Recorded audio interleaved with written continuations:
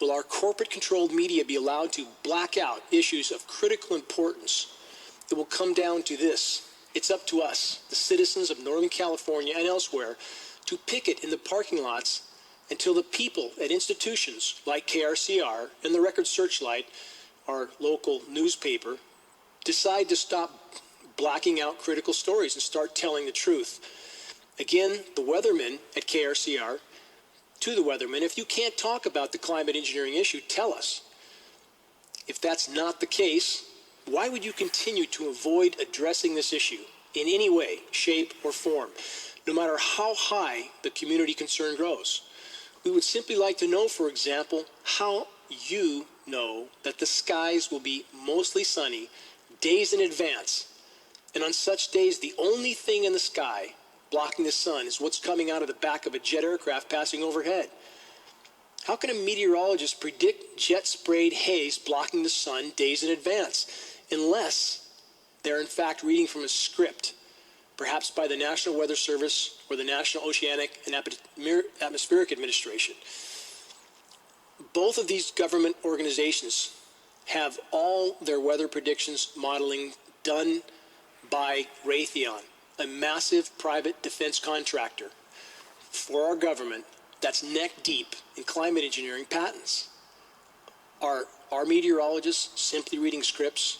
Why won't they address public concerns? Things in the sky in the morning, these tic-tac-toe patterns all over the place. It's got to be more than just jet fumes and trails, huh?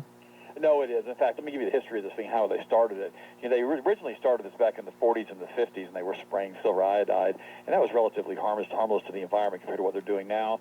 But then they started doing more and more cloud seeding and weather control, and then the military decided they were going to start teaching their Air Force academies how to do this. In fact, they actually have chemtrail classes in the military. You actually pull up the journals, if you'd like, online. And what happens is they're spraying these things through the jet nozzles that go into the engines, and they're creating nanocrystals, and they're being put into the air for the weather radar and for the scalar radar. It creates a particulate plasma that can be activated through microwave energy, such as through piezoelectric crystals or through electric optical properties that can be done through like HARP. You can use HARP, which is microwave energy, in what's called a phased array telescope, or not a telescope, a antenna, George, and you can actually cause this stuff to glow and become incredibly hot, and you can actually heat up a section of it up to 10,000 degrees in just a few seconds. The military want to be able to do that because they have an incoming ICBM missile. They can actually heat this 10,000 degree pocket of air up in front of the missile, and they can actually cause it to explode as soon as it hits this 10,000 degrees. It'll just literally melt the missile, destroying the military vehicle. Strontium and barium and strontium can take these chemtrails into the field of scalar physics.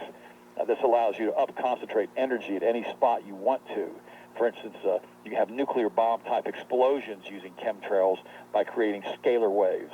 By discharging, I'll explain to you what those are in a second. By discharging scalar fields, you have massive, massive explosions, and that could be what happened in 1908 when Tunguska had that massive explosion.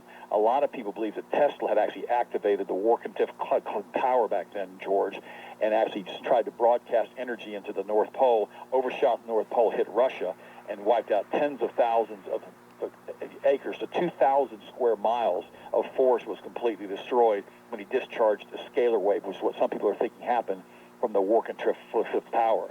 The energy can be actually manipulated in the piezoelectric fields. This is what they're spraying with these piezoelectric crystals with the barium and the strontium and the aluminum. You can actually freely move through the field, but it can be triggered by external inputs. You can actually move energy to any place you need to put it. You can make it vibrate. You can turn it up to heat. You can create electromagnetic.